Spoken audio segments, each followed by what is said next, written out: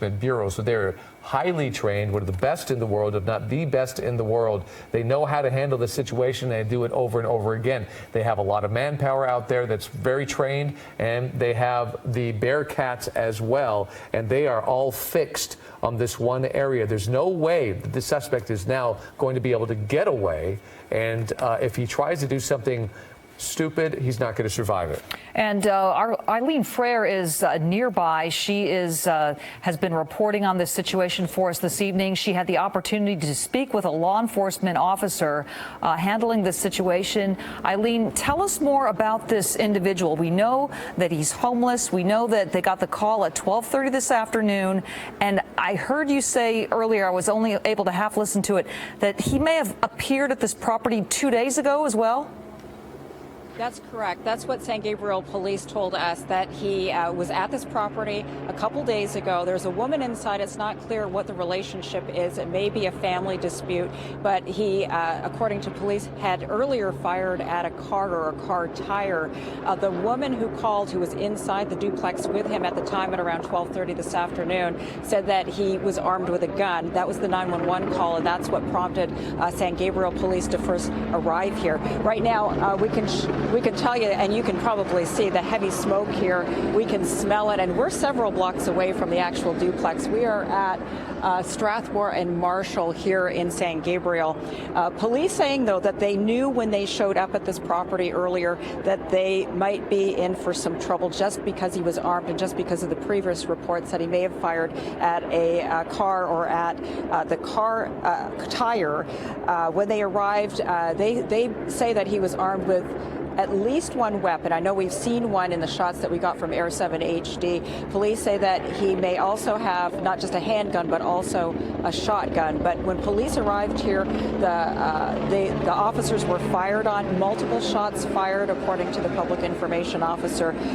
The woman who made the call and who was initially in the duplex, according to police, was allowed to leave, and she is in police custody, not police custody, but in protective custody, so she is safe. But this man, again, after setting what they believe, setting this home on fire, left just a short while ago, as we've been watching from the helicopter, and was trying to hide. He had a gun in his hand that we could see that from our Air 7, and then was somehow, I'm not sure what he was doing with what looked like tools, was trying to maybe break into something else. But in any case, he is in an area that is completely surrounded by police. There are multiple agencies here. We saw Long Beach police, SWAT arrived, their Bearcat arrived just a short while ago. We've seen the Sheriff's Department as well, obviously San Gabriel police. We also know that the entire block had to be evacuated after the home was, the duplex was set on fire. We did see the Red Cross arrive here a short time ago, no doubt to help the people who are being forced out of their homes because of this suspect. Some of the people are older and may need some help, even if it's just getting some water or a place to sit down. So the Red Cross has arrived. Again, this is such a nightmare. They are telling people to stay away from here. They're telling people who live on any of the blocks near here to stay inside their home. And the freeway, of course, the 10 west and eastbound shut down between San Gabriel and Del Mar because of this situation, because the duplex is so close to the 10 freeway, and because the suspect is armed. They don't want to take any chances with him perhaps firing on vehicles or any if he does fire again, they're worried that bullets may go through to the freeway. They don't want anyone to be injured. At this point, no one has been injured. We have no reports of injuries at this time. But again, they have the area surrounded as they try to get the suspect to surrender.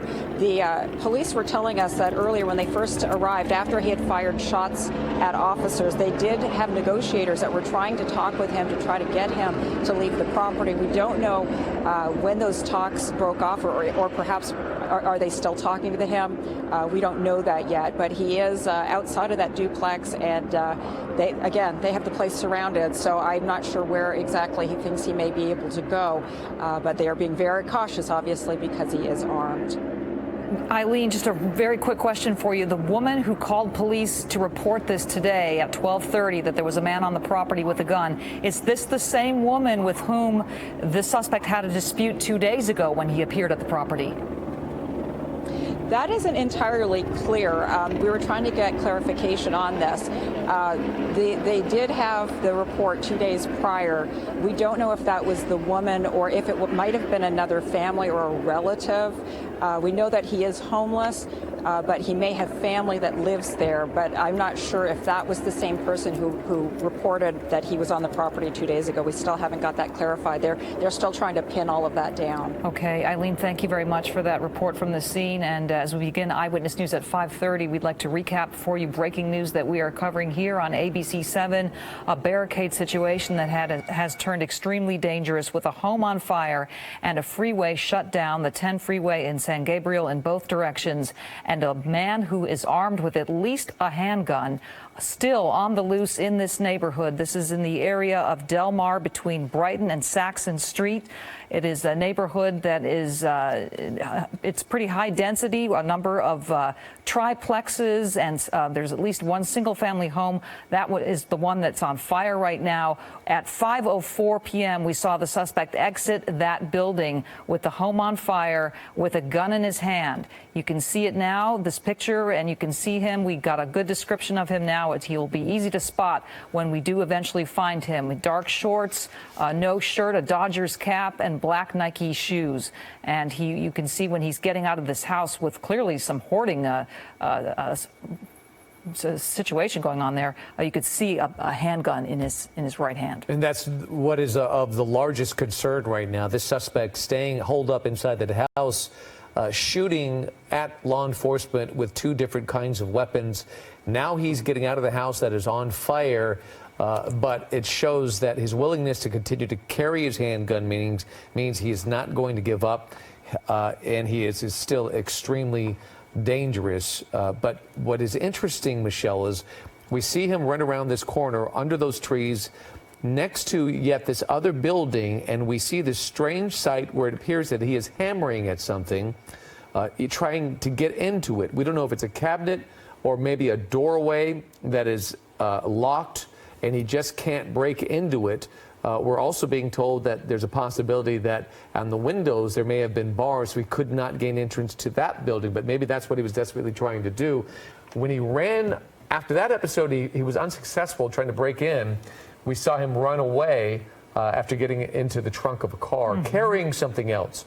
We're still trying to turn that video around so you can get a better look at it, but we don't know what he was carrying, and when we do get that video turned around, we can get a better look at whether he was carrying a weapon or something else. And as you said, we didn't see the 9mm, but it doesn't necessarily mean it wasn't on him. It could have been in his waistband. In the meantime, as we work to get that video of the suspect when he was trying to break into that cabinet and then eventually running off with something entirely different in his hand other than a gun, we can show you the evacuations that have had to take place. These neighbors being evacuated by the SWAT team, being loaded into an armored vehicle. You can see some of them elderly, and law enforcement doing a great job of keeping the neighbors out of harm's way, and the fire department also doing a good job of keeping that fire from spreading to nearby properties. And they are working in very dangerous conditions, knowing that there is an armed man nearby, and they are still fighting that fire nonetheless. Right, and we have been showing you through Air 7 the proximity, the very close proximity to the 10 freeway. And it is very, very close. Air 7 is going to give you that shot on the left-hand side. We'll move over to the freeway where you'll see the 10 is completely shut down, which is a major problem right there. There it is. And that's how close. You see where the smoke is. That's kind of like the center of focus right now on where the suspect is. And if there is gunfire, that gunfire could easily go onto the freeway and hit folks who might be driving by. For that reason, the freeway has been shut down. So take a look at the map. Right here on the right-hand side. This is going on in San Gabriel, so avoid the 10 freeway. It is an absolute nightmare. If you're trying to travel through the Monterey Park San Gabriel area, Rosemead, etc., you're not going to get through the 10 freeway. You're going to have to find an alternate route, but it is an absolute mess. Be aware that this might be going on for quite some time, and getting around it, if you find yourself in that area, is going to take you forever. So avoid the 10 freeway, avoid this area entirely if you can. And if you live in that area, please try not to go anywhere right now. Okay, and we can see now on the left side live pictures from Air 7 HD. We can see the officers, armed officers on the scene there. They're able to use a wall for some cover. We can see them. They've got this completely surrounded, as you can imagine. They've been here since 12:30, so they've had plenty of time to set up an airtight perimeter. The fire is still burning inside that home, but the fire department is on the scene. But where is the suspect? That is the big question right now. There's no way he can get out of this place. I mean, there are numerous helicopters overhead. Where we see those this. flames, Michelle, that is that back door that he jumped out of. So Air 7's pushing in on it. Yeah. That was that skinny little door/window. We saw him squeeze out of there. It did seem like there's some sort of hoarding going on in this building. Yeah. So even just fighting this fire, if it was normal, could be a really difficult situation. But he squeezed through there, and then he ran down. You see the white car, and then a red car, and then that little corner, that little nook, is where we saw him jump into, hide out, and then somewhere in there, this smaller building is where he was trying to break into. Then he gave up, and he ran around the corner. There he is. See the roof line right there, just below the roof line. You see him desperately working. He has worked up a sweat. He is trying to, it looks like, deal with some sort of a padlock of some kind. So he's using multiple tools that he could find within his reach. And then we also believe that he might have been using some sort of a trailer hitch that was unattached as a heavy-duty hammer. So all of this going on while these SWAT teams have this place surrounded and kind of patiently waiting this out. Watch him. He's going to go over to the car, and he gets into the back of that silver car, and he's looking for something. And we believe what he took out was a crowbar. And the other interesting part was, of course, the dog, Michelle. That dog appeared out of nowhere and seems to not be bothered by this guy. Right. That's really interesting because German Shepherds are very good watchdogs. And so it almost makes you wonder if he's been around here before and the dog knows him. I mean, it's... Okay, we've got a development on the left side. Okay, officers are breaking down this fence to gain access to this little side yard, it looks like. Yes. So, yeah, they're figuring something out right over there with the Bearcat, and then the fire is going on right over here to the left. So actually, the property in question is to the left where you see the smoke. So that's going to give you an indication of where all the emphasis is. What they're dealing with is a fence line. Perhaps it looks like a shed back there, Michelle, behind that white fence line, but we don't believe the suspect is in that area. We believe he's somewhere around this smoky area in that complex, in there somewhere. Now, once he ran around that corner, we lost sight of him, but he was carrying something. Interesting, too, David, to note that there are plenty of motorists in this vicinity. We know that, the authorities are on the scene and it's a lockdown situation, that there's a perimeter set up. But look at how close all these cars are. Just a block away from a guy with a gun, and we don't know what his intentions are, but he has exchanged gunfire with authorities. We don't know what his motive is. We do know from our reports on scene with Eileen Frere that he arrived at this area 2 days ago, had some kind of a dispute, either with a family member or a neighbor, and then returned today at 12:30 in the afternoon. A woman somewhere either at this property or nearby called police to report that there was this man on scene with a gun, and the authorities arrived shortly thereafter. He's described only as being homeless and may know someone, may have relatives in this area, and if that's the case, David, maybe he has some kind of a connection to that home where we saw him trying to break into possibly a cabinet, and maybe the dog was familiar with him. So Chris Christie has arrived back on the scene, Michelle, and you could see he's giving us a different angle from his Air 7. We have now two different Air 7s overhead as we try to kind of grasp what's happening here. And you can see that the fire is really accelerated. It's burning through the roof of this home, and more than likely it's going to be eventually a total loss. What their fight now is to try to keep that fire from spreading. In the meantime, where is the suspect? That's the big question. What you see on the right-hand side is the suspect trying to break into something. That's video. On the left, that's Chris Christie, Air 7HC. Chris, what are you seeing? So as we pull back around the front of the property, David, we can clearly see that house still going up in flames. They've got some water pointed in the direction of the house, but it's really having minimal effect, and there's just no way to move those fire trucks any closer until they find that suspect. That suspect who we know is armed with a handgun. We know he's willing to use it. He's been using it all day, even firing at officers at times out of his window, and you can see they have the entire property still surrounded. Last we saw him, he ran out from that guest house, which he was trying to break into, it looked like. He originally ran out of that door right there where you see all that black smoke coming from, and he basically ran through the two buildings, over a fence, and then into the neighbor's property, presumably still hiding somewhere in between these buildings, surrounded by all kinds of landscaping and all kinds of hiding spots, including cars and boats in the backyard and that type of thing. So somewhere in this vicinity, we believe that suspect is still hiding out and presumably still armed. But we can't reiterate enough, as we widen back out just a little bit, you can see on all four sides of this situation, you have numerous officers armed and ready to take this suspect down if they spot him. And law enforcement helicopters above, right?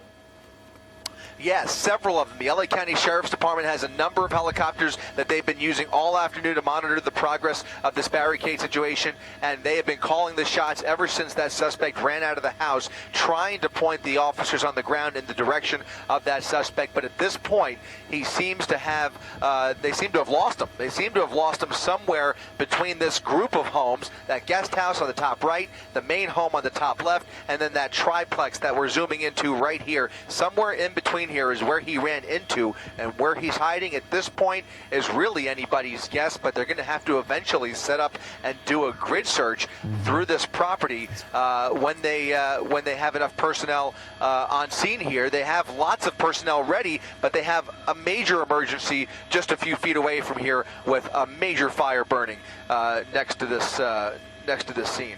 Yeah, that is a big part of the problem now. If they don't know exactly where he is, they can't get firefighters in there to fight this fire, which looks like it's going to be a tough fight.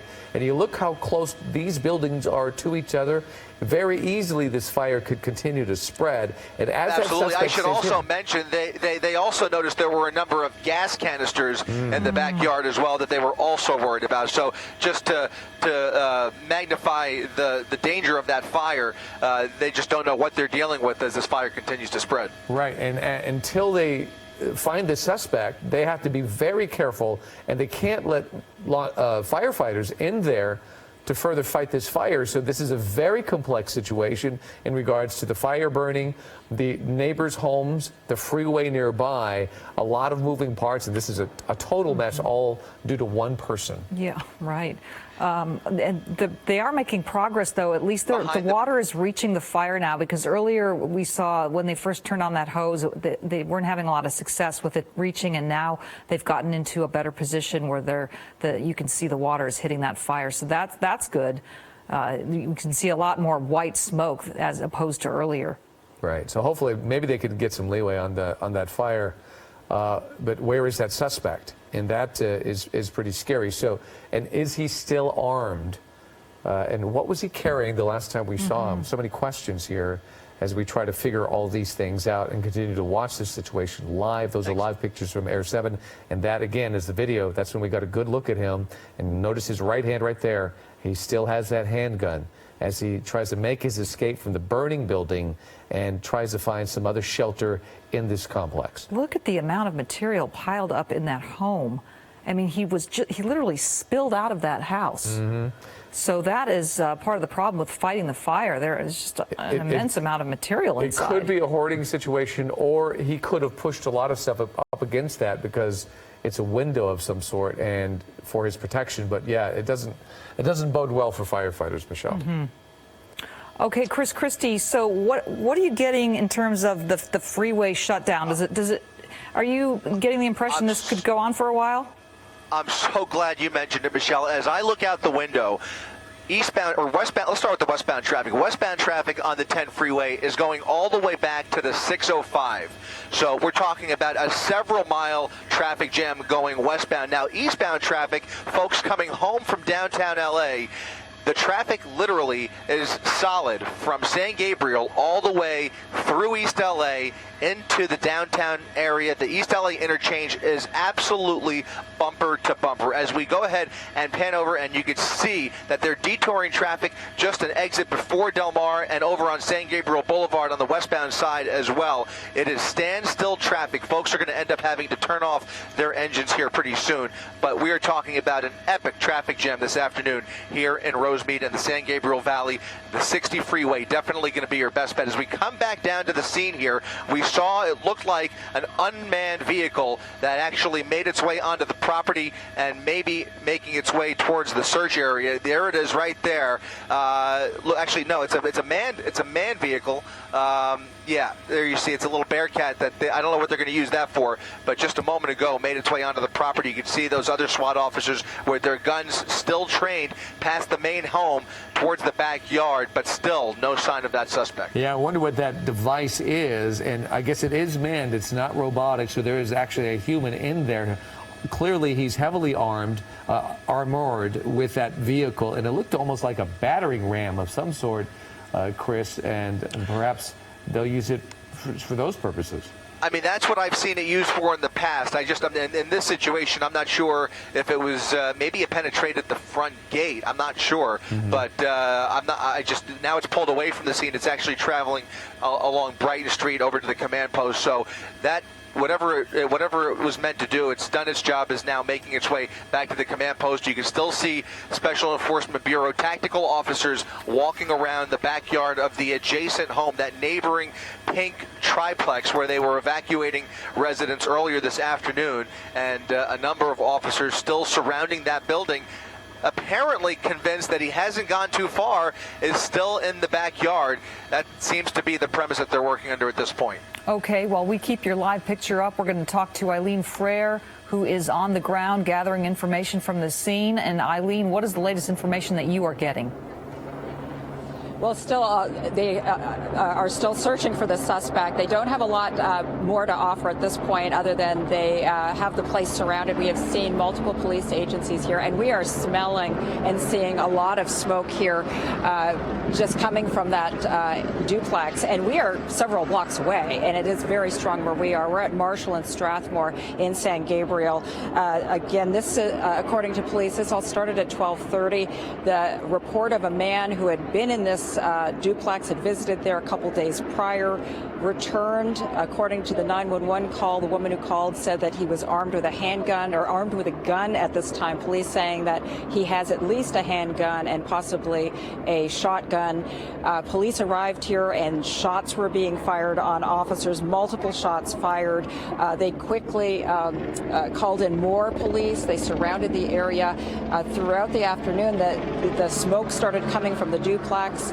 The duplex, according to police, set on fire by that suspect. He left, and we saw a gun in his hand when he left.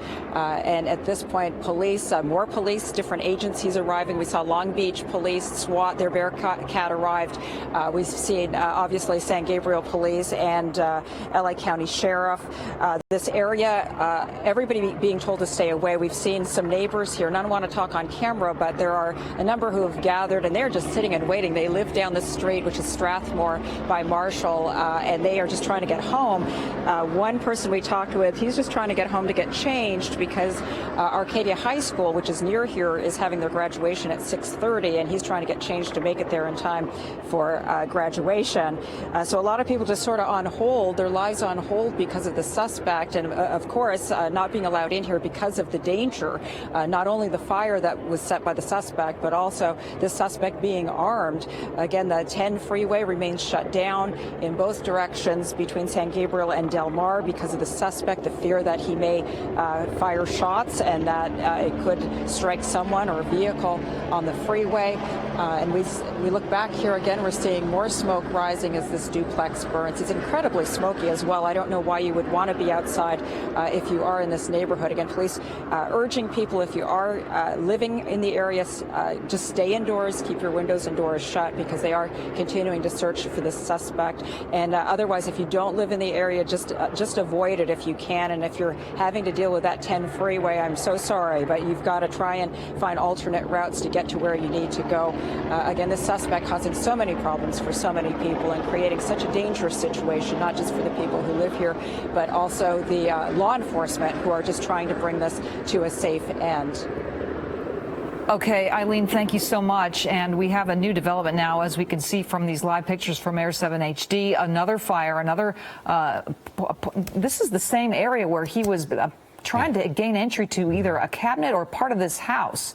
And look at the you can car see it's burning now. There he is from earlier when he was grabbing tools, desperately trying to break into a cabinet or perhaps the house itself. He was unsuccessful. But that same area now is on fire. Well, he went to that car that you see on right to the right of that porch, that silver car. You see the trunk is still open. He first got a crowbar, tried to use that, was unsuccessful again, went back to the car, he grabbed something else, and whatever he grabbed we're not clear of, but he went back, did something right where that fire is. We're trying to get some kind of idea. Maybe he set that fire and then he took off running. Let's watch. Yeah, watch. Okay, let's see if we could stay with this for a little bit. This is when he first gets into the car. Oh, this is when he gets the crowbar. I think he gets the crowbar here, but it doesn't take long. He gets that crowbar and he goes back up onto the porch. I don't know, is this his car? He seems to know that what's in it, or maybe he's just guessing. Yeah, I don't know. So he opens it without a problem, so it's clearly unlocked. He gets that, then you see he has something in his hand right now, and it might be a crowbar, and he's trying to use that here. Prying. He's unsuccessful. We don't know if that's a doorway that he's trying to get into, or if it's just a cabinet of some sort. And we just aren't clear on why this is happening. You see the windows there in the house. I don't see bars on those windows, but perhaps they are reinforced, and the window is not an option for him.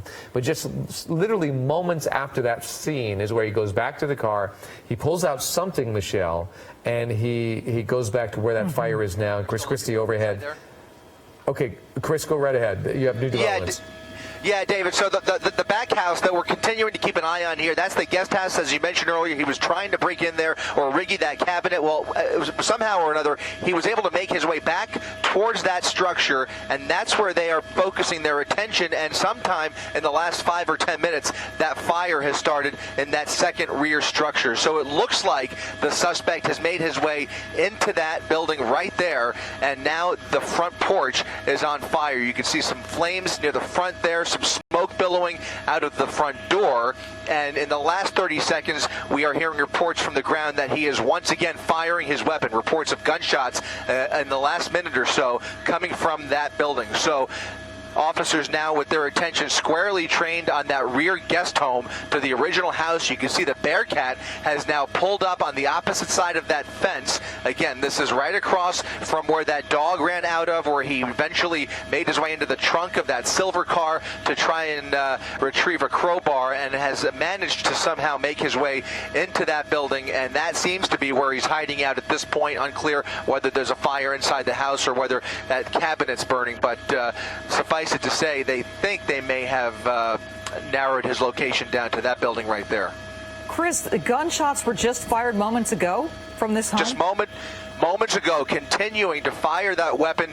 Not clear whether he was pointing it at any specific officer or specific target, but the sound of gunfire coming from that area has been heard by neighbors and officers in the vicinity there. Wow. You see the Bearcat that Chris just showed us. They set that Bearcat up there. It's a strategic location, but perhaps it also allows firefighters to get a little bit closer to maybe hit that with water, but so far they have been unsuccessful. Now, let's show you that video that we have been talking about. This is the last glimpse we had of this suspect. This is right after he did something right there where that fire is going. So here's the video of the guy doing something. I believe this might be with the crowbar now that he just got out of that silver vehicle. Look, he's frustrated. He's looking around for other options. The flames on top. Is that the neighbor's house? Okay, and then while Chris continues to watch those flames. There's that thing in his hand. Yeah, there it is. That's the device. We don't know what that is. Is that It is a torch. It's a blowtorch. It's a blowtorch. So maybe. It's a trailer. It's a trailer. Okay. We're not sure. It looks like a blowtorch, and it would make a lot of sense. You're right. It's a trailer hitch. So he's holding that, and watch this. This is the last glimpse we have of the suspect. He runs down that little narrow opening, and he takes off into the shadows. And that opening is right there where that, on the left-hand side, where that red car is. That's where he snuck into. We haven't seen him since, but they're hearing gunshots now, according to Chris, and perhaps they're coming from in there somewhere. So he was using the trailer hitch to try to break into that area because those are really heavy. Yeah, and like a heavy-duty hammer. The reason we were like blowtorch is because there are now two separate fires burning, and we believe he started the first one. It does sort of look like one of those smaller blow torches, but it's not. I'm glad we're finally able to get that. Look, they're able to hit it now on the left-hand side, hit some of those flames. Okay, so the original. Go ahead, Chris. Yeah, no, I was just going to say the original house fire is continuing to spread rapidly. It's a rather large building and is continuing to spread. But that second house, as you mentioned, is on fire, which would lead one to believe that he may be, and this is a little bit of speculation, but he may be starting these fires intentionally, either as a diversionary tactic or for some other reason. But certainly stands to reason that he started the second fire here. That does appear to be where the gunfire came from and where their attention is focused, and we know that he started the fire in the original house. So for these two separate buildings to catch on fire would be incredibly inexplicable if he wasn't starting them somewhat intentionally, if for no other reason. Maybe the casings were so hot in the first house that some of the furniture caught on fire or something like that. Clearly there seemed to be some type of a hoarding situation. Lots of trash visible the minute he opened that rear door. But the second guest house, for that front porch to catch on fire, we see flames coming from the front porch. We see smoke billowing now as that fire continues to burn. One has to wonder whether he may be starting these fires intentionally. Right, because the only other place besides that first house that's on fire is the very spot where he was hammering, trying to do something there, and then he takes off running. So I wonder if he did start that fire because it's burning exactly where he was. It's the only other spot other than that major house fire that he jumped out of that has flames right now. But be that as it may, the concern here obviously is where is this suspect, and until he is found, this fire will continue to spread. It is burning so hot right now. The Bearcat is set up there where Chris showed you. Firefighters are positioned behind it. They're able to hit a little bit different spots with their water thanks to that Bearcat, but it's not enough. And as you can see, the fire continues to burn. Oh, and what is this going on? This is back to that battering ram device, Chris.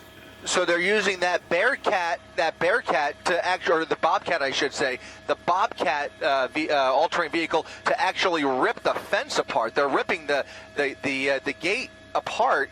And what their plan is after that, it would be pure speculation, but it does look like they're literally tearing down that fence, and maybe they're just going to drive the Bearcat right into it and treat this as they would treat a normal barricade situation. If they believe that he is held up inside that second rear guest house, that may be what they're setting up for. In any event, you can clearly see they're using the tools at their disposal here to tear apart that gated fence that runs along the perimeter of that that home. Now, we saw him at one point go through the fence into the neighbor's property, but we would imagine at this point, especially based on what we're seeing here in that second rear guest house, that he may have made his way back onto the original property, which I would have to agree with the both of you. It seems like he's somewhat familiar with this property. He may be homeless, but he seems very familiar with the property. That dog did not seem to be a stranger to this gentleman, and or the suspect, I should say, and he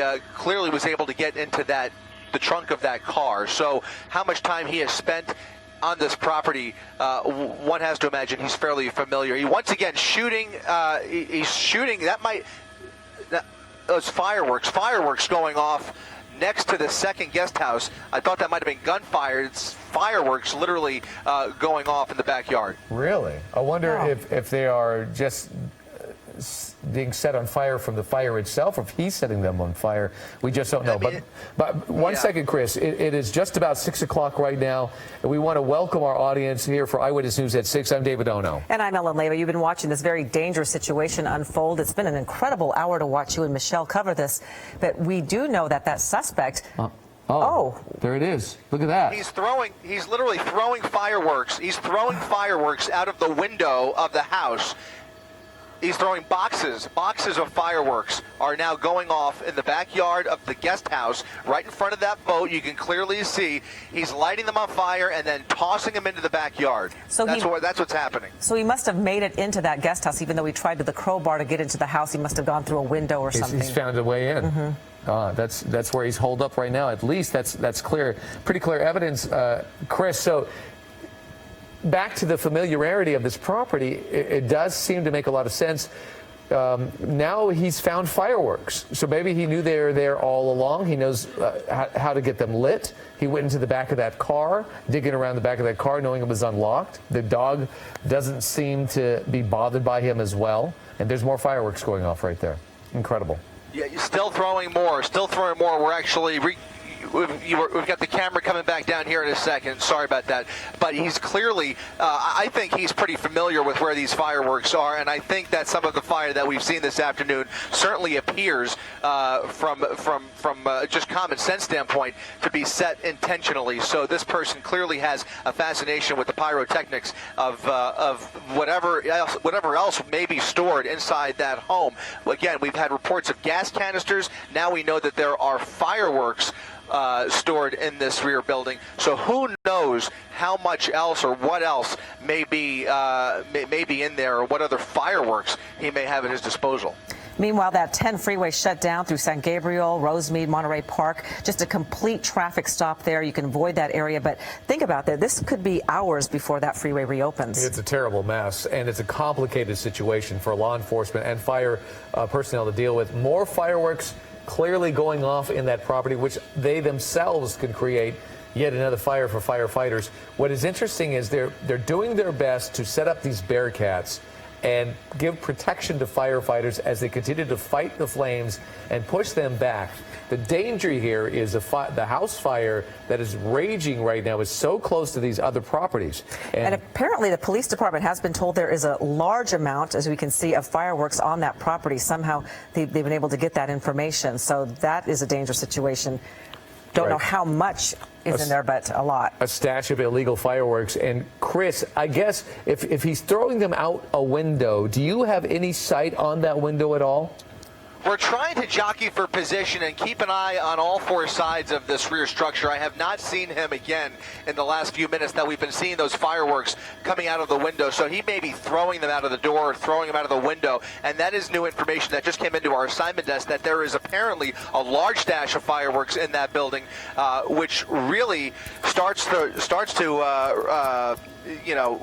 at some point, firefighters are going to get very concerned about the neighboring properties. The fireworks are literally shooting in all different directions into neighbors' property. The live fireworks now at risk of starting additional fires off of the 10 freeway here, and just more evidence as to why they shut down traffic on the freeway originally. This is a very volatile situation that's been developing all afternoon with gunfire. He was firing his shotgun earlier this afternoon. He's got a 9mm that he ran out of the house with. He started the fire inside there, but now fireworks. going off in the rear guest house as he throws them out the window. Now it looks like that has dissipated, but we do understand that there's more where that came from. And it did look like that guest house is on fire as well. It's hard to tell, but this is such a high-density neighborhood, these triplex and duplexes in the area, and the firefighters trying their best to keep the neighbors safe, and even having to evacuate some of those neighbors into a SWAT vehicle. But that's a challenge for them because such a high density and also all that junk in that yard. Right. Stand by. We're going to continue to watch Chris's. Boy, that is something. Those fireworks are really going off. But Eileen Frere has a public information officer standing by with her. Perhaps she can get some answers on what's going on. So let's go now to Eileen Frere, who is nearby. Oh, Eileen, are you there? Can you hear us? Oh, we can't hear her. Just. Hopefully we'll be able to get her. He's still throwing them. Those are confirmed fireworks. Obviously, it gives us a pretty big scare. We don't know what those are when we are going in and try to extinguish the fire. And this fire is growing. It's very hard to fight. Tell me. That's correct. It started in the front unit of the triplex, and it's periodically encroaching onto the second unit and surrounding structures, along with the Edison wires overhead. So tactically, yes, it's a very hard fire to fight. Firefighters cannot get close. Obviously, this man is armed. Yes, we're working in conjunction with the LA County Sheriffs. They are also going in and helping us try to extinguish the fire. But once it gets too dangerous for all the personnel involved, we're backing out. We saw at one point, I believe, were you shooting water from the freeway? Well, we do have a water tender that has made access from the 10 freeway, so that could be what you saw, but I don't have any more information on that at this time. And this is spread again. It's spread to a second building. Is it on the property? It's on the property. Yes, it's a triplex. The fire initiated in the first building closest to the street, and it's periodically encroaching to the second building, the middle building of the triplex. And do you have any idea how many firefighters are here? There's about 30 firefighters on scene. We have 11 companies from the surrounding areas, along with firefighters from San Gabriel. We have units from Alhambra, Monterey Park, and Pasadena, along with all the law enforcement agencies on scene. When he started tossing the fireworks, did you have to pull back? What happened? Yes, immediately we pulled back. We can't tell the difference initially whether those are gunshots or fireworks, so the tactic is to pull back because we have to look out for the safety of our firefighters. And do you have SWAT personnel kind of watching you as well, or how does that?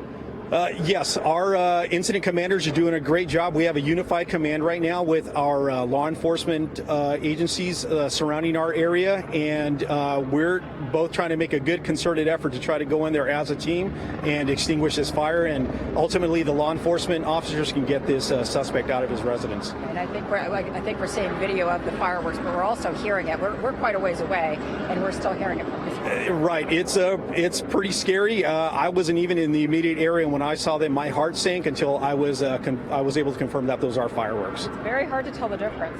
That's true. That's very correct. And then what happens now? You're just, is it sort of if it keeps up, you've got to retreat a little, or? Yeah, just a continuation of the current tactics that we have. As soon as we can, we're going to try to get as much water as possible on the fire. We're making an aggressive firefight, but we're going to be here for the long haul, it appears. Were extra people evacuated? We know the one block was, but when the fire broke out, did that mean like having to get more people out just in case? So we do have some residents sheltering in place. We do have other residents that have evacuated their residence, and they're at a safe location. Okay, thanks so much, Captain Nick Grady with You're the very San welcome. Gabriel Fire Department. Yes, ma'am. Back to you. All right, Eileen, thank you for that. And while that interview was going on, we have been watching the situation here live. More fireworks coming out. Chris Christie has been analyzing it. Chris, that window right there, does it appear that he might be working out of that window? Yeah, that window was closed earlier, and now it's open, and I'm not sure whether he opened it or whether they have managed to open that window. But I can tell you that they are getting into position. They're making a lot of real-time decisions down there, obviously, because the fireworks element to this has really dramatized things, and he's continuing to periodically throw boxes of lit fireworks out of one of these windows. I'm not sure if it looks like that might have been one of the windows for sure, because one of those fireworks landed right in front of the boat. So that would be one of the windows that the fireworks came from. There were also fireworks coming from the rear door as well. You can see that door right there that's now open as well. So he's inside of there in a confined space, and it would not surprise me at all if they take the opportunity, if they have the opportunity, they may take it and actually maybe employ some of the tear gas that they have to smoke him out. That would not surprise me at all in this situation. For the time being, though, fairly clear confirmation that he is held up inside of that guest house, and you can see already that those fireworks have started additional little fires in the backyard. Looks like a tire that's catching on fire. There's so much junk, but you can even see, if we go back to that, okay, it looks like he's drawn the drape, and he may be getting ready to throw something else out of that rear window there. But over where that tire fire was several large drums. Whether they were filled with any type of gas or chemicals, completely unknown. But you can see there are several drums next to that tire fire in the backyard there, started by those fireworks. So now, once again, we see the drapes being pulled back along that side window, and we'll see whether he throws anything out or whether the Special Enforcement Bureau tosses anything in. Out of that guest house, so it looks like maybe he's even getting smoked out just from his own fire that he set inside there. Because and he's within 15, 20 feet of SEB. They're sitting right there. There's more. There's more. More fireworks. Going on. More fireworks. Looks like it might be a helium tank back there. So just a lot of really hazardous materials that are facing law enforcement here. It's just a very, very terrifying situation. Certainly is, and we don't know what the condition is like inside that home, but certainly more smoke coming out from that porch area. And it does kind of lend itself to maybe he knows what was in there. He's found these fireworks. He might have known all along. But back to that window, and then you'll see to the right of that window, the barricade is set up, the sheriff's department is set up, their SWAT team is set up. They're watching that closely. But I'm sure somebody is also watching the door that Chris has showed us that is now wide open on the back side of that house. Oh, more dogs. Oh, here he is. He's in the backyard. He's right in the backyard. You saw some blood on the window there. It looks like he's made his way into the backyard, crawling through the trees. I think I saw the dog as well. We'll go ahead and pan over there, Rob. Let's go ahead and pan over to the right where we can see that suspect. And he's now hiding in the trees amongst all of that rubbish, and now hiding behind the fence. Little does he know there is an entire SWAT team on the other side of that fence. Looks like he might be trying to climb the pole. We're hearing a report that one of the officers may be seeing him trying to climb the pole. Again, there was a concern earlier that some of the power lines along this property may be catching on fire as well. So I'm not sure how that's affected the power situation, but now it looks like he may be attempting to climb the power pole in the backyard of the house. All right. Well, right now, still in those bushes. They are stacked and prepared. They have both sides of this vehicle. They know exactly where he is. As soon as he made his move, I didn't even have to say it, and they already knew that he was right there. So they have eyes basically on where the suspect is. He's in that bank of trees right there against that wooden fence line, which is going to provide basically no cover for him if these guys decided to open fire, which they probably won't. But there he is. Oh, he's moving around the boat now, looking to see if he can get into the boat.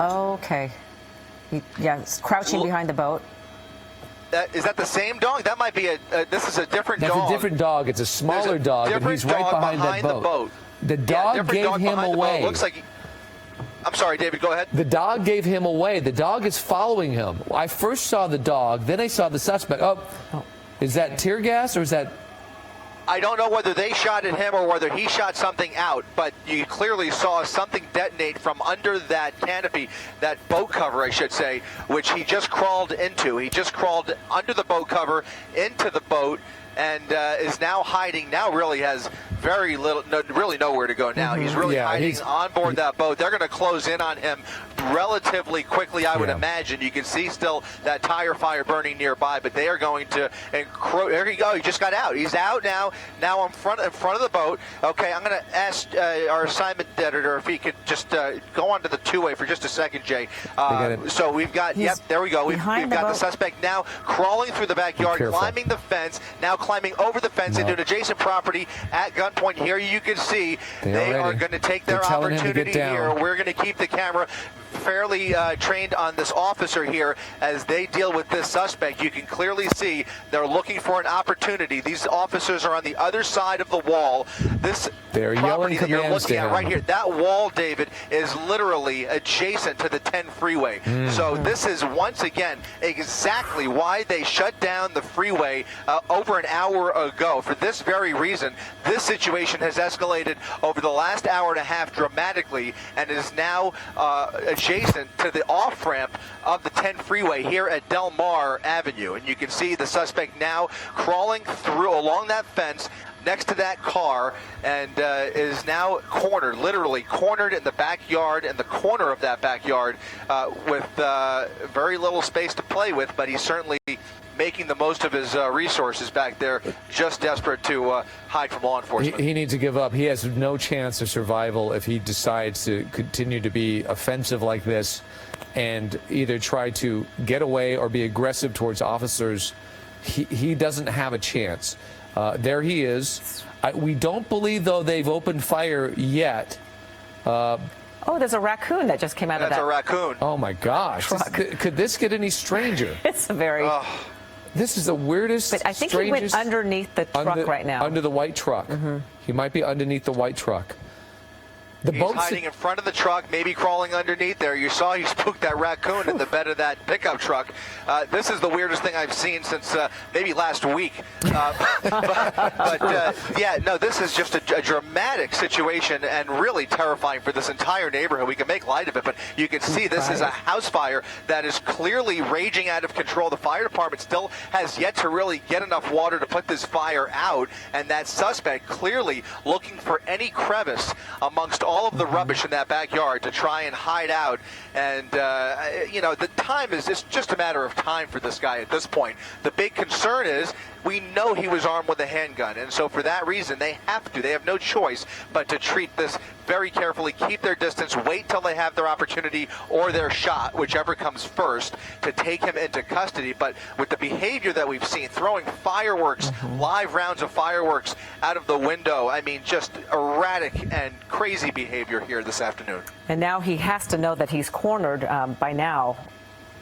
Surrounded. Yeah, he's literally in the corner of the property, so he could try climbing those walls. He can climb that pole, but he's clearly trying to hide between these two pickup trucks in the back corner of the property. So but you can see there's a lot of stuff back there. There's a lot of chemicals. There looks like paint there cans. He is. There he is. He's on the driver's side of the pickup truck, and I think I saw something in his hand. That might have been the handgun. Apparently, he still has that handgun in his. We got to be very careful about what we show here. Now he's trying to get into the black. Now getting into the other one. Yep. Got into that black cap. He is in there, and he did have something in his hand. It looked like, Chris. Yeah, it certainly appeared. I didn't get a really clear look, but it certainly appeared that he had that he still has that handgun in his possession. And someone said from the video they could tell it was the handgun. Really? His hand. All right. Okay, so we're trying to analyze this as quickly as we can, but you see the SWAT team that is positioned right behind that wooden fence to the right, and there are a couple of other guys over behind the cinder fence line to the left. Right there, they got eyes on the suspect. They gave him commands. He didn't abide by those commands. He retreated back to his spot where he is now, but and then we're not even seeing the part where the direction from where the house is burning, and they're situated there too. They do know that they have him surrounded. They don't necessarily have to push the situation, but this guy doesn't appear like he wants to give up by any means. And as Chris pointed out, he is armed. He's dangerous. He's already fired at officers, and we believe he's right there. Chris is marking it right now in that black vehicle. We're still seeing a lot of movement coming from the driver's seat, David. You're right. A lot of movement. He's still in that truck, in the cab of that pickup truck.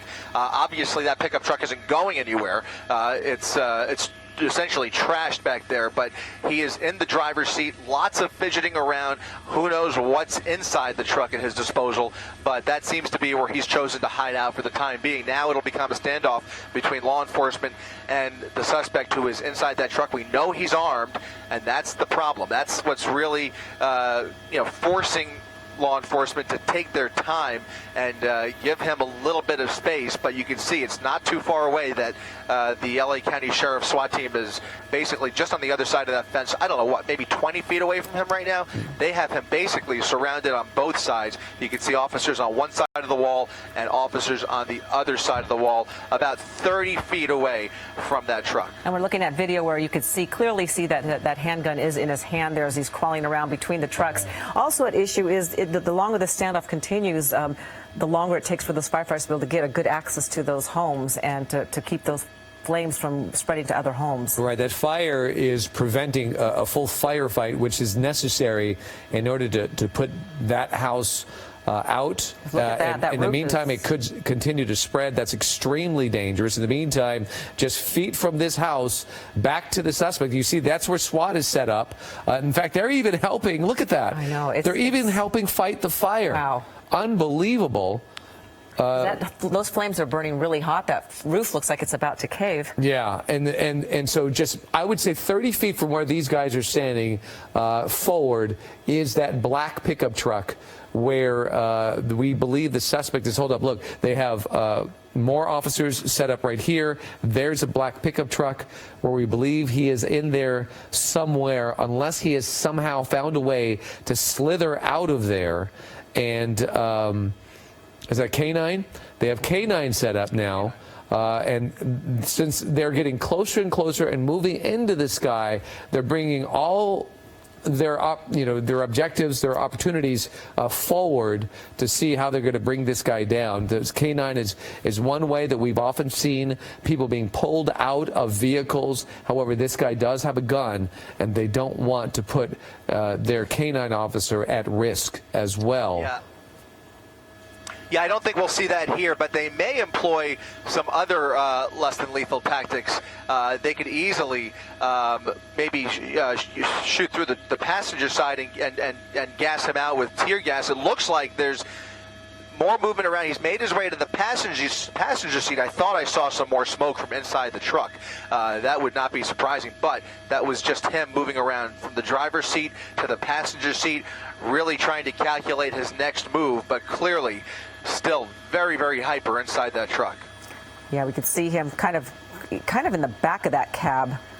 He moved over to the passenger side. He actually literally looked out the window just a tad bit. I'm sure he's trying to figure out where the SWAT officers are on standby there and trying to calculate what he could do next, but he really can't do it. It's checkmate. You know, they have him. He can't go anywhere. You're right. Yeah, no, it really is. It's like checkmate. There's not much room for. At the same time, though, you know, if he opened up the driver's side door once again, I'm not sure that there's much more that they can do if he decided to go back into the white truck or run through the trees one more time, because he is armed, and as long as he's armed, they really can't do anything unless they have a clean shot. It's going to be a little bit tough, and so he's got some time to think about his next move, and who knows what he's got at his disposal in there. It looks like he's got his feet up on the dashboard, clearly continuing with the erratic behavior. But they're going to wait him out, and if they have the opportunity, I would not be surprised, as I mentioned, if they use a less than lethal tactic to either smoke him out, or if the windows were blown out or rolled down, maybe try and beanbag him. Yeah, because usual barricade situations or standoffs, they don't have to worry about a house that's on fire, 50 feet away from it. The beauty is he's confined to the truck for now. I mean, he's not in it's not a situation where they have to go play hide and go seek with him through all of this junk in the backyard. He was climbing into boats and cars and into other buildings, and neighbors were at risk. So now they've got him confined to this truck. They would like to keep it that way, but to a large extent, it's up to him. I'm sure that law enforcement will take this over him being inside a house, roaming around the house, and not knowing exactly where he is when it comes to the positioning in that house. They know exactly where he is now, and they could even put eyes on him and see through the windshield. It looks like the wind is shifting every now and then from that house fire, so occasionally the view gets a little bit blocked. But you could see the fight going on. Those are the sheriff's officers, the deputies there, helping to fight the fire, kind of positioning a hose right there on those flames. They're doing the best that they can. And then further up That's where the suspect is, right there in that black vehicle. Yeah, those Bearcats. In fact, this particular Bearcat that you're looking at is that armored vehicle near the house fire is actually a Medcat. They refer to equipped with about a half a dozen not only highly trained tactical officers but trained paramedics as well. And this afternoon they are getting some firefighting experience as well. You can see them pointing the hose, that's the hand line coming from the fire truck, I believe, that's now squarely aimed on that original home where the suspect was held up all afternoon, doing what little they can to try and help tamp down that house fire, while all the while, now it looks like he's made his way out of the truck. He's out of the truck again and now crawling underneath that white pickup once again. Wow. Okay, so now he's under the pickup. Under the white pickup, but we still know exactly where he is. He can't get a whole lot further than that. I wonder what would happen if he did decide to try to run back to the house, if at that point sheriff's deputies would do something. There's something coming out. What is that? That's there him. Is. That's him. Cigarette. Looks like he's got a cigarette and a gun in his hand. He's now got two guns. Two guns in his hand, and he is now underneath that pickup truck trying to figure out what his next move is here. But this is just a terrifying situation. Little does he realize that those tactical officers are here. He goes. Yep. See, this is what I was saying. There's not much they could do with the position that they're currently in. They really, especially a known suspect who's been using those firearms all afternoon long. We now know he's got one in each hand, and he has ran into that guest house once again, which we know is filled with illegal fireworks. Holy cow. Oh my This goodness. is just ridiculous. So this guy, that's another thing that makes me wonder if he lived there or knows where it was, because when he jumped out of that house, he had one gun, although there could have been one in his waistband. We just didn't see it. But he is armed with two guns. Clearly, he is not going to give up. He does not want to give up at this point. And he must have gone in that same place where he came out. That we can't even see where the door is, though, because there's so much stuff in their backyard. I think that was that back door that Chris showed us a few minutes ago that was wide open. So he made his way over that pile of tires and ran that 15 feet, 20 feet or so, and back into the house. So he's in that house now, and who knows what he's going to do next. You know, in a different situation, you would imagine that they would have used different tactics. But with the fire burning so close by, additional fires being started, a second structure filled with illegal fireworks, oxygen canisters, gas cans, paint. I mean, there are so many risks for law enforcement at this point. Here we go, more fireworks being thrown out of the building through that side window right in front of that boat. So he is continuing. Obviously, we saw that cigarette in his mouth, so clearly he's got a lighter or matches on his, maybe in his pocket or wherever, but he is continuing to keep the fire going. Yeah, well, he lit a cigarette and he lit those fireworks, and now we're seeing perhaps some more smoke coming from that guest house. This is just it's incredible. A stranger. And all of this going on while the 10 freeway remains completely shut down, which is just a few feet from where this is all happening. So commuters, this is affecting them too. So hundreds of thousands of people affected by this story that is going on right here on this house that is literally just 50 feet or so from the 10 freeway. So they had to shut it down because, as you can see, you know now the danger. You heard earlier about gunshots being fired. You see it now where the suspect has emerged with two handguns, one in each hand, and refusing to give up, and is constantly on the move, trying to disrupt and continually evade law enforcement. So that window over there is where he's been throwing some of the fireworks out. There's a back door where those coolers are. That red cooler right there. There's a door right there. You can see the door's open. That is where we believe that he just ran back into. Does that seem correct, Chris? Yeah, he ran through the back door, and now he's back in that guest house, and that side window is still open. We saw something fly out of it a couple of minutes ago, again landing right in front of the boat. The boat that we should mention was one of his hiding spots about 20 minutes ago. Tried crawling under the boat cover, hiding on the boat, then crawled out of the boat into the trucks, went back and forth, very erratic behavior, lit up a cigarette, came out from under the white pickup truck with a gun in each hand, and then ran right into the back door of that house right there, that guest house, where that front porch is continuing to burn. You can see the flames there in the front, some smoke billowing from under the eaves. It's unclear whether there's an active fire inside the building, but it certainly, and that was something we were thinking about earlier, maybe one of the reasons he came out. Maybe he was being smoked out by the fire, but he's now made his way back into the house, and who knows what we'll see next here. Again, worth reiterating, we have a structure that is believed to contain a whole stash of illegal fireworks, which we have already seen being put to use here by the suspect. Well, we're certainly keeping a close eye on this one, because this is one of the stranger barricade situations that we've ever seen. We're going to continue to follow this, of course, on our digital platforms, abc7.com and the ABC7 Los Angeles app. But you can tune in there. But we're also going to go off the air for World News Tonight with David Muir. But you can join us at abc7.com for continuation of this breaking news. And 7 o'clock on KDOC TV, we're going to be coming up in just a half an hour. But of course, during that time, during that half an hour, we're not leaving this, obviously. We're going to stay and continue to report on this situation, and join us for Eyewitness News on KDOC at 7 o'clock. We'll be on top of this story and continue to bring you the latest developments.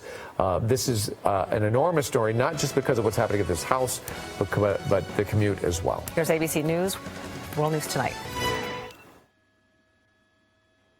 Thank you. And cue.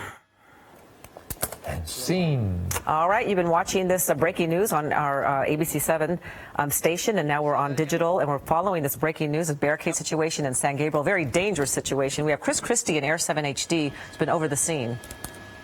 Yeah, we're just noticing something, Ellen, here. If we go ahead and push into that side window where he was throwing fireworks out of, it looks like at some point one of the tactical officers actually fired in that direction, apparently missed, and hit the side of the window. You can see the hole there next to the window in that guest house. So we believe that the suspect is still held up inside the guest house, which we believe is partially on fire. And we do know that there's a stash of illegal fireworks, which he's already, we've seen him throw the fireworks, light them on fire, and then throw them out the window, and now continuing to hide out in that guest house. Yeah, okay, so yeah, well, that is a new development. It is interesting to see or get some confirmation on what the source of that bullet hole was. I mean, you do believe it was a tactical officer who fired into the home as opposed to him shooting from outside, in the home out? Do you think that it was clearly, one more time. It was clearly an officer shooting into the home as opposed to maybe him shooting out the house? He was that shot right there that you're looking at came from one of the officers, but it may have been an actual tear gas canister, maybe not necessarily a bullet. Maybe he was trying to shoot a tear gas canister or something like that through the window, but apparently missed. But now it looks like they may try and give it another shot here, if you will, and try and use some more hot gas to extricate him from the house. So we'll see what their next move is here. You can clearly see they've used that Bearcat to tear down that fence. There's that other dog, which I know we've been getting a lot of tweets about. People are concerned about the dogs. We've seen a number of dogs on the property this afternoon, including a German Shepherd and now that other smaller dog. But it does look like they may be getting ready to use some more gas to get him out. Yeah, I don't even know if that could be a third dog. It doesn't quite look the same as a small dog that I saw in the last half hour during Eyewitness News at 6 o'clock, and maybe yet a third dog, and then of course there was the raccoon as well. Yeah, we can check in with Eileen Frere because I believe you have some new information, Eileen. Yeah, Ellen, we were just talking with San Gabriel Fire because we did see some SoCal Edison crews go down the street here heading toward the area of the smoke and of that duplex, and we are told that they will be shutting off the power because of the fires that are burning, and with all the power lines around here as a precaution, they will be shutting off the power. Again, where we are, we're several blocks away. We're at Strathmore and Marshall here in San Gabriel, but we are still smelling and seeing a lot of smoke where we are here. You can probably make out one of the SoCal Edison trucks behind me here. Again, they just arrived. We've been also seeing the Red Cross was also here to help out the people who have been forced out of their homes because of the suspect, helping them even with just some water or finding other places to stay. We are told that this will be, a problem for quite a while. Traffic, we're told, will be a mess for several hours, even if this comes to a conclusion, because we're dealing with the 10 freeway. This whole area around here, around the duplex, also shut down to traffic. People who are already in their homes, if you haven't been already evacuated by authorities, they're telling you just to stay in your residence with your doors and windows locked. And that's the latest from here. Reporting live, Eileen Frere, ABC 7 Eyewitness. Thank you, Eileen. We are watching new developments now on the scene, and Chris Christie is watching it as well. That shoot, it's not a. Is it the Bearcat? Yeah. That's going to be the Bobcat. Bobcat. The Bobcat, which is essentially a modified bulldozer that has the ability to ram through any kind of a door or obstacle. In this case, it may release something through that window. So we'll see here. I can tell you, while Eileen was speaking, we've seen more shots being fired, or heard about, I should say, more shots being fired out of the window there. So the suspect continuing to fire his. We know of at least one 9mm, and I'm not sure. It looked like last we saw him, he had two guns, one in each hand. So he's continuing to fire rounds in the direction, at least, of police officers, and that is just really upping the ante here this afternoon. Yeah, Wow, fascinating to watch this. Absolutely frightening. Let's see what they do here, and after we watch this little scenario, we're going to bring you some interesting video that happened just a few minutes ago. So Right into the window. watch this. Does it look like they're going to deliver something, or are they just going to rip the window out? I don't see anything in the claw there, but maybe we just can't see it. But Yeah. let's watch what they do. And keep in mind, there is a human inside that Bobcat, but he's heavily protected, and it looks like they might want to clear out the window. The claw is open. They've got the claw open. It looks like he's going to rip the window apart. That'll definitely give the tactical officers a better target if they're going to try and deploy anything through the window to try and smoke him out, or what their next move may be. You just have to imagine how differently this would be under a normal barricade situation, where they would give him all the time in the world until he was ready to give himself up. Maybe send a cell phone inside. We know at one point there were crisis negotiators earlier this afternoon who were communicating with him, but that communication obviously has ceased for quite a while now, and he has just been acting, going on a rampage in the backyard of this home here. But it does look like this Bobcat's about to just clear that window. You can see that there's some, it's either blood or another chemical that they might have used when they shot towards the window. But you can see some red substance on around the frame of the window and on the glass as well. Yeah, as we watch this Bobcat do its thing, it looks like they're trying to rip that window out, like you said. But that man is in this building somewhere. And strangely, we've seen the same sort of fire on that porch, but it hasn't grown. No, it almost looks like it's burned itself out, and even the smoke has dissipated quite a bit as well. So yeah, thank goodness for that. There's still a raging house fire on the other side of the yard, but for now, at least these tactical officers have the opportunity to try and, by clearing that window, that'll give them a better window, if you will, into the house as well, and they'll be able to maybe put eyeballs on him or use some other tactics to remove him from the house. Wow, this is something else to watch. There's so many different scenarios when it comes to the desperate scene that is developed here. The most important one right now is where that Bobcat is and that fixated on that window. That window is where the suspect has been shooting at the last few seconds. There you see a SWAT team posed, ready to go, watching that very closely. Look at that. There's an indication that we're going to be seeing some tear gas pretty soon from how they are geared up. So perhaps that's what they want to do. Perhaps they want to clear this window out to give them an open target so they can clearly shoot into the window and it doesn't bounce back due to the window's framing. But there's also that firefight that's going on in that house right next door, that there's a lot of concern that that is going to spread onto these other buildings because they're so closely next to each other. And then there's fireworks that are flying out of the house as well. And then there's the 10 freeway that is shut down. It is we were wondering earlier when they were talking about shutting down the freeway why they would do that, and even CHP at one point was like, do we really need to shut down the freeway, when they were talking to the sheriff's department, and the sheriff's department was like, yeah, we need to shut down the freeway because everybody on the eastbound and westbound lanes are in danger, and we've seen the situation come very close to the freeway here in the last 45 minutes or so. So for good reason, the freeway actually remains shut down while this wild and crazy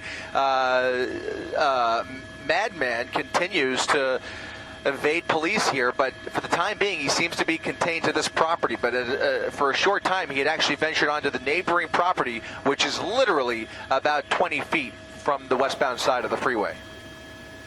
Well, okay, so there it is. There goes the Bobcat right through the window. They're going to clear the glass, clear the window, and we'll see what they do next. I would imagine, okay, they just shot. Oh, there we the go. tear gas canister is good. there. Interesting. Yeah, using hot gas on the tip of that claw, which could be used as a battering ram or an actual used like a robotic arm, if you will.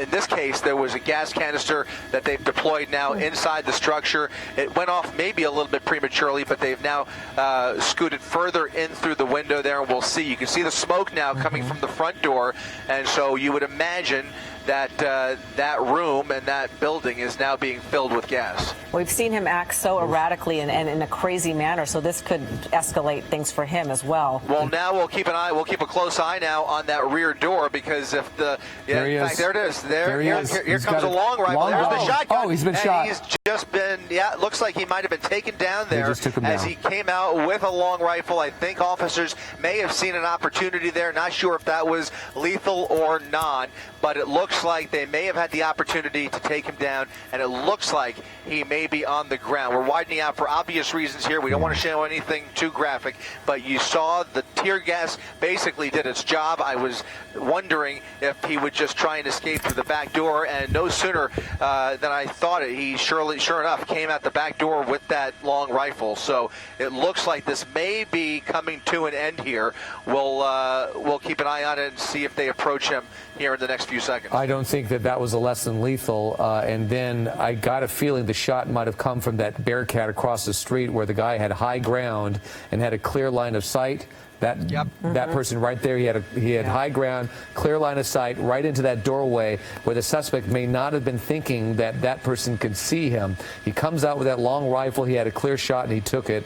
Extremely dangerous situation. I don't see any other option that he had. The guy was coming out heavily armed with a long rifle. He clearly was bent on doing some violence and was his last stand, and it clearly was his last stand. He's down. It'll be interesting to see how many firearms are in that house, because so far we've seen 3 different weapons. This just makes you think he's very familiar with this property. He's been coming out, showing up with other weapons, with fireworks.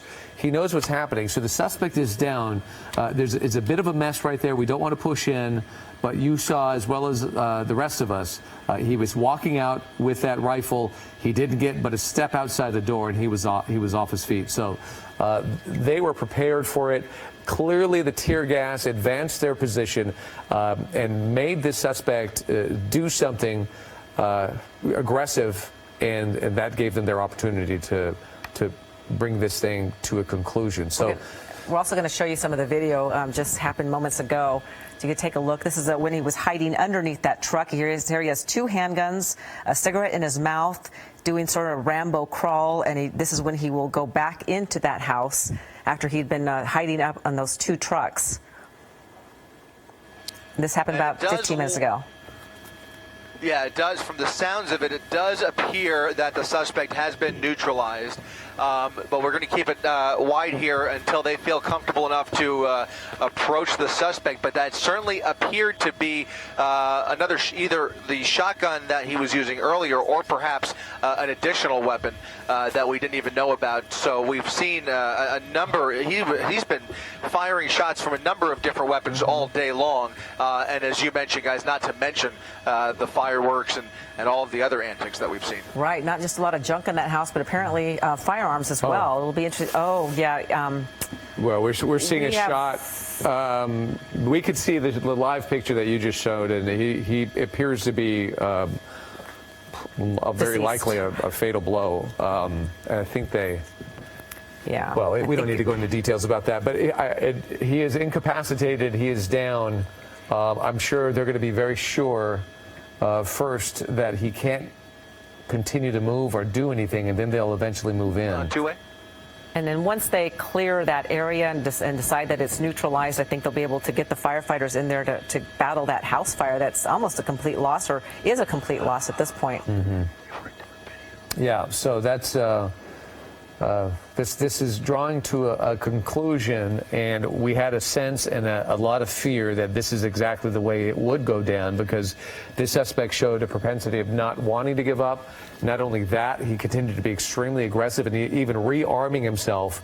And each time we saw him, he seemed to be more heavily armed as opposed to just trying to get away. So this is an really had no unfortunate choice situation, but at least they can get to now fighting that fire and eventually opening up the 10 freeway. But there's a protocol here that they're going to go through at first. You could see by the physicality, they're standing down. They know this thing is about to come to an end.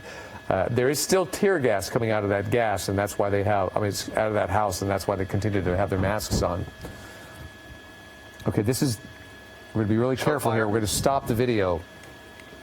There is a suspect just a moment before he was shot, and you could see it looks like it's either a long rifle, could be a pump-action shotgun. I'm not sure at this point, but he came out and he was going to make a desperate move, and there you could see him as he emerged from the house, and he was shot just a moment later. His foot hit the ground, and then the rest of his body hit the ground. That's how quickly it went. We're going to have a complete wrap-up of this on KDOC TV coming up in about 15 minutes with you and Colleen Sullivan. Oh, okay. Yeah. Thanks, Ellen. Just thought I'd let you know that. Sorry. So are we concluding here? Yes. Okay. Thank you for that. Yeah, we're just getting instructions right now. So as you continue to watch the scenario, what we're going to do is we'll continue to stream live. There is a SWAT team moving in now. They're about to check